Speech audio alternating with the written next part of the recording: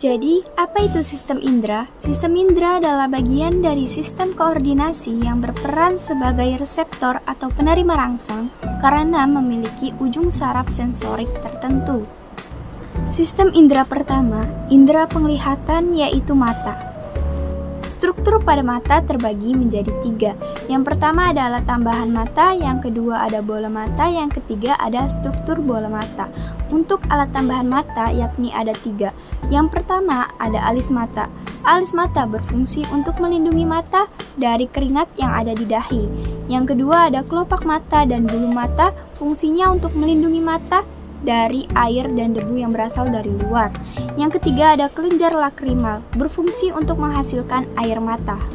Untuk bola mata terdapat 3 bagian. Yang pertama ada sklera atau tunika fibrosa, yakni bagian terluar lapisan pelindung mata yang berwarna putih namun tidak bening. Yang kedua ada koroid atau tunika vaskulosa, yakni lapisan tengah yang mengandung pembuluh darah dan pigmen. Pembuluh darah untuk mensuplai nutrisi pada mata, pigmen berfungsi untuk menyerap refleksi cahaya pada mata. Yang ketiga ada retina atau tunika nervosa, yakni lapisan terdalam yang peka terhadap cahaya atau fotoreseptor. Dan di dalam retina terdapat 2 sel. Yang pertama ada sel kerucut atau konus yang mengandung warna merah, biru, dan hijau dan menghasilkan iodipsin berupa retinin dan peka terhadap rangsangan cahaya terang. Yang kedua ada sel batang atau basil yang menghasilkan rhodopsin berupa retinin dan opsin serta peka terhadap cahaya redup. Untuk struktur bola mata yang pertama ada kornea, yakni bagian sklera bening yang dilindungi konjungtiva untuk memfokuskan bayangan objek ke retina. Lalu ada konjungtiva, yakni membran tipis yang melindungi bagian dalam dan luar kelopak mata. Lalu ada aqueous humor, yakni cairan yang mengisi rongga mata dan menjaga bentuk mata untuk memberikan nutrisi dan membiaskan cahaya. Lalu ada kanal scalem, yakni pengatur volume aqueous humor dengan mengalirkannya ke pembuluh darah. Lalu ada pupil, yakni mengatur jumlah cahaya yang masuk ke mata. Lalu ada iris atau selaput pelangi yang memberi warna pada mata. Dan untuk iris, jika cahaya terang itu iris mempersempit pupil, jika cahaya gelap iris memperlebar pupil. Dan terdapat otot yang mengaturnya, ada 2 otot. Yang pertama otot sphincter atau cincin, yakni kontraksi pada tempat terang, relaksasi iris, otot cepat lelah, serta dipengaruhi saraf parasimpatik. Lalu ada otot dilator atau jari-jari, yakni kontraksi pada tempat gelap, kontraksi iris, otot tak lelah, serta dipengaruhi saraf simpatik. Selanjutnya ada fovea atau lubang kecil atau cekungan yang berfungsi sebagai mempertajam penglihatan. Lalu ada lensa mata, yakni lensa bikonkaf bening dari serat protein yang berfungsi sebagai daya akomodasi, yakni mengubah kecembungan agar bayangan jatuh tepat pada retina. Lalu ada badan siliaris, yakni kumpulan ligamen suspensor yang mengubah cembung cekung lensa mata dengan kontraksi relaksasi. Untuk kontraksi ligamen, yaitu melihat jarak jauh, ligmen tertarik, lensa memipih, lensa mata tak lelah. Lalu ada relaksasi ligamen, yakni melihat jarak dekat, ligmen terulur, lensa mencembung, lensa mata cepat lelah.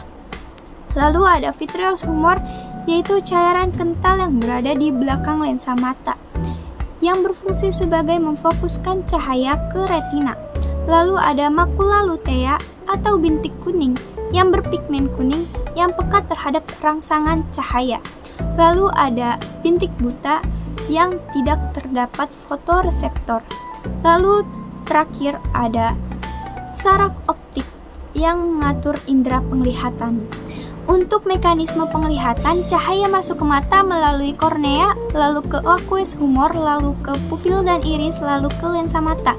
Di lensa mata, jika jarak dekat tidak berakomodasi, jika jarak jauh berakomodasi. Dan di lensa mata, itu terbentuk bayangan maya tegak diperbesar, lalu ke vitreous humor, hingga diterima di retina.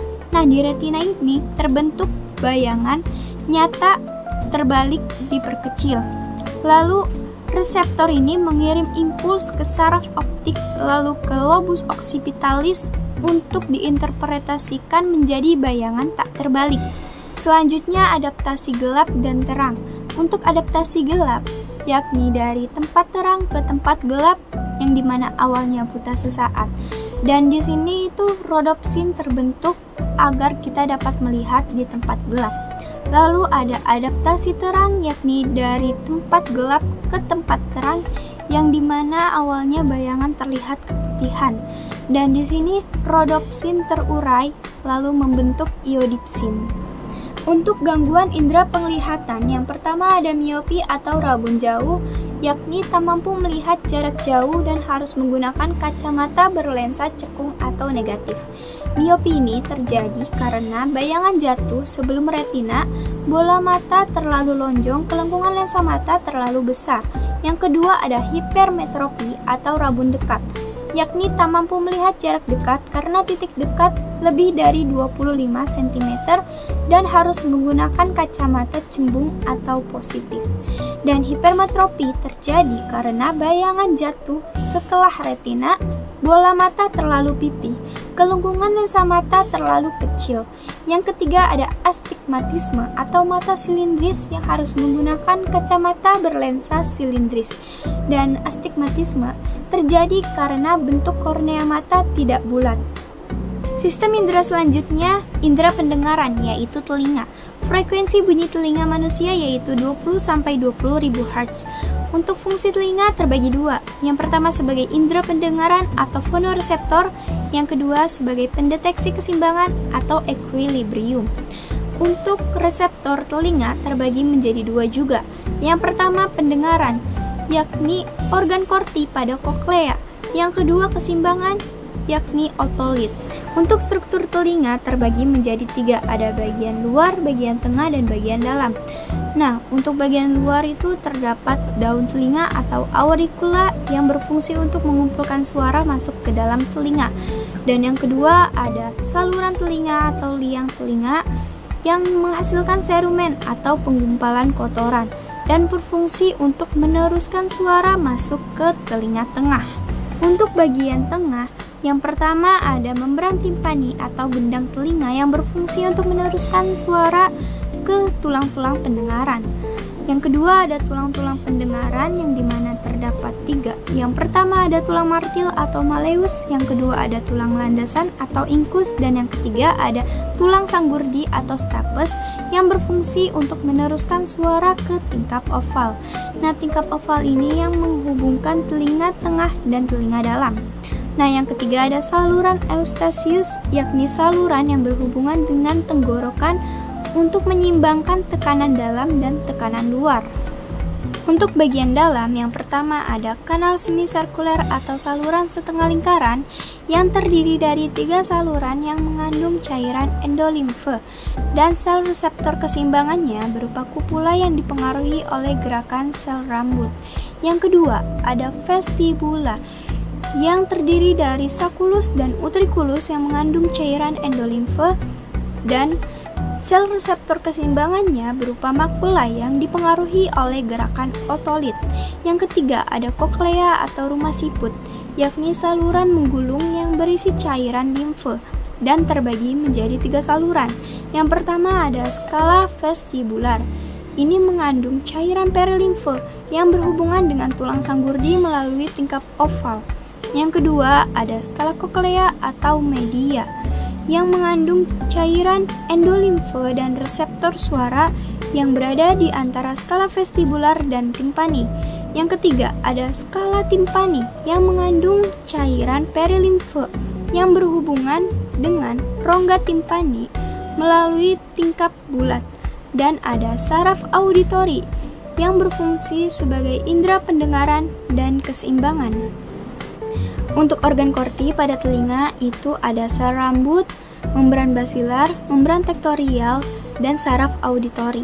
Untuk mekanisme pendengaran, jadi getaran suara masuk ke telinga melalui daun telinga, lalu ke liang telinga, lalu ke gendang telinga, lalu ke tulang pendengaran. Nah, di tulang pendengaran ini getaran suara dirubah menjadi suara. Nah, suara ini diterima di tingkap oval, dan masuk ke skala vestibular dan melingkari koklea menuju ke skala timpani dan keluar melalui tingkap bulat. Nah, karena hal tersebut menyebabkan membran basiler itu bergetar dan sel rambut pada organ korti itu bersentuhan dengan membran tektorial. Maka dari itu, si reseptor mengirim impuls ke saraf auditori, lalu ke lobus temporalis untuk diinterpretasikan menjadi suara. Untuk struktur reseptor keseimbangan pada telinga terbagi menjadi dua.